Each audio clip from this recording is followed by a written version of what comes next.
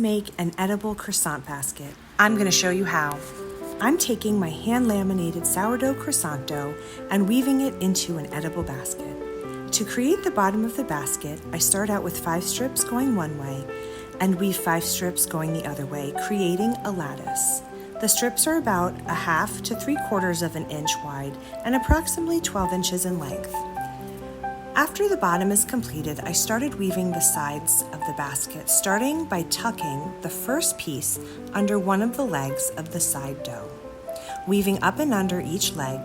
When you get to the point where you need to add another strip, simply pinch the edges of the 2 dough strips together and tuck them behind one of the side legs, pushing it to help it adhere. For the basket shape, I'm using a stainless steel bowl covered in parchment. To get the parchment flat to the bowl, I crumpled and wet it well under the faucet. Then smoothed it out, tucking the edges under the bowl, letting it dry slightly before adding the dough.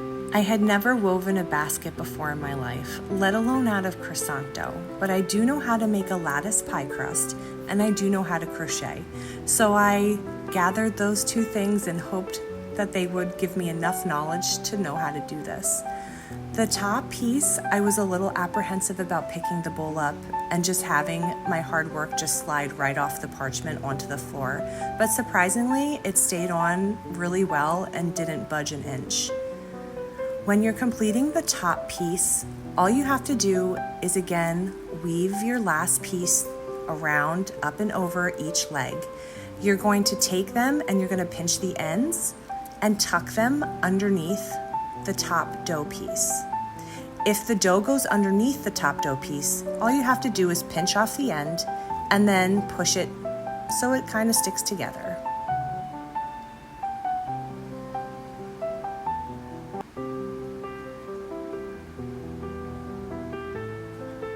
Shocked that it turned out so well. I was really hoping that it would proof and bake up nicely. To make the basket handle, I simply twisted 2 pieces of the croissant dough together and pinched the edges. And again, I used a stainless steel bowl lined with the parchment for it to rest over top. It proofed for about 12 hours and then I baked it up at 425 degrees for 20 minutes. Removing the stainless steel bowl from the croissant basket was the most scary part, but it worked well, and honestly the croissant dough basket is very sturdy. To attach the handle, all you have to do is tuck the edges of the handle on the inside of the croissant basket and it fit perfectly.